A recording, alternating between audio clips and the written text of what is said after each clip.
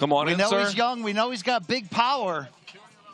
He's got pistols for earrings. That's pretty interesting. Jake, I like the attire today. Yeah, I got to say, the ice is, I don't know much about it, but it looks pretty cool. Thank you, man. I appreciate it. I got the brass knuckles right here. Those are new, right? Yeah. Hey, how are you feeling? That was pretty... I'm good. It's good to see you guys again.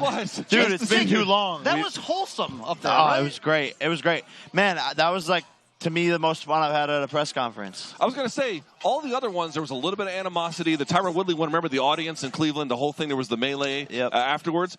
You guys were kind of buddies up there. What's going to sell this? The fact that this is such a challenge? Yeah, this is just such a high-level fight. And two massive names who I think have earned a ton of respect. And I've obviously been knocking people out coming off of KO over the year.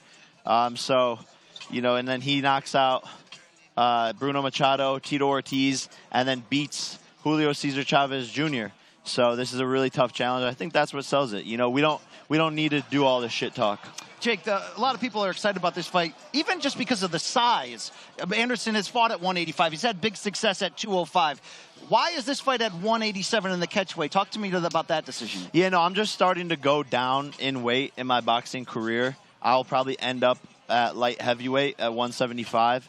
And that's, you know, where I should be. I hadn't really cut that much weight for my other fights. And so I'm just getting to a lighter weight where I'm going to feel at my best and taking on different competition, you know, at those weight classes. A lot of guys, you know, as soon as I said I was going down to 185, that's when Tommy Fury was like, oh, I'll fight you now. So I think he was scared to fight me at a little bit heavier of a weight. So I'll be able to get different level of opposition. Nate Diaz is down lower in a lower weight class. Conor McGregor's in a lower weight class. So it just makes sense for me to start to come down. What'd you make of Nate's win over the weekend?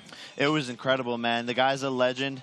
All respect to him. And he went out on a fucking bang, man. That's the way to leave your employer right there. He literally shut everyone the fuck up. And I'm excited to see what he does next. You wanted to fight Tommy Fury. You tried to fight Hasim Rahman Jr. In our opinion, this is a tougher matchup than both of those, even though there's questions we still don't know about how good Hasim Rahman Jr. really is. In your opinion, is this the toughest matchup to date in a boxing ring? For sure. I beat the fuck out of Hasim Rahman Jr. in sparring 2 years ago. So, like, when we would have fought with 10-ounce gloves, he would have got knocked out. And as far as experience, this is the toughest guy. He's the most skilled guy. Beat former world champion Julio Cesar Chavez Jr., schooled him for 8 rounds. And he has been on the big stage. The advantage I had with Tommy and with Hasim is they'd never been on the big stage. So they would have come into the arena, 20,000 people for the first time, been all scared and nervous, adrenaline dump, and I would have knocked them out. Anderson's been here a million times. He's not going to get nervous. He doesn't care about that shit. And that makes a tougher opponent. And especially his skill, his reach is, I think, like 4 inches longer than mine. He's taller. Southpaw, as you mentioned. Southpaw, first time.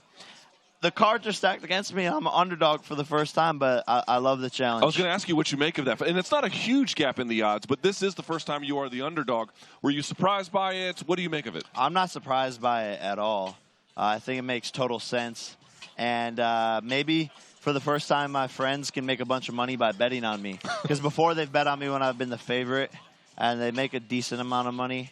But now they can definitely make more because I'm going to win. And the odds and the odds makers and the money lines don't have anything to do with the actual fight. We have seen fights in the past, like for example in MMA, Pat Barry versus Krokop, where one guy was a fan of the other one, and it actually in real time did impact his ability to deliver the kind of fight that he wanted to. How are you going to manage? Do you have a plan for like tunnel vision? You're not fighting the legend. You're just fighting a guy, so that some of these like feelings of being cordial with him don't influence the fight. Yeah, I mean, it's just like in sparring, right? When your coaches are like, "Hey, let's try to go like 80% today and work on let's work on the jab today and only go 80%." As soon as you start hitting each other in the face, that goes out the fucking window. No one's going 80%. You're going full go. And so this is no different in this fight. As soon as we hit each other in the face, we're going to be like, oh, fuck you. I like you, but fuck you. I'm going to knock you out. And so all the friendly shit's going to go out the window as soon as the bell rings. Look, we mentioned Nate Diaz earlier, and it's hard not to mention someone like that who is now free. It's a potential, maybe the biggest opponent you can face in terms of market value. Anderson Silva is also a really big fight and one you're an underdog in. How do you not look past the challenge in front of you when a lot of people are talking about now a potential fight down the road? It's just showing up in the gym every single day and focusing on the fight in front of you and knowing and using the extra motivation of if I beat Anderson Silva, then the Nate Diaz fight is right there. So if anything, it gives me extra motivation, but I'm not overlooking Anderson. I know I have a plate full, but I am motivated to have a very long career in this sport, and that drives me in the gym every single day. All right, you're a busy man, but we want to close with this. How do you win this fight? Because you've been adding skills each step of the journey, but this is a different ballgame. Yeah, I think my speed and my power and my punch output will be the key to winning this fight. Having a higher pace than him and being able to maintain it throughout the whole entire fight. I believe I'm faster and I believe I hit harder. And so using those tools to my advantage. Can't wait. Phoenix, Arizona, Showtime pay-per-view, Saturday, October 29th. Jake, we're fired up. This is a big deal. It's a big event. Let's go. We're back, baby. Best of luck to you. Appreciate it. Thank you, guys. There he is, Jake Paul. Thank you, Jake. Appreciate your time.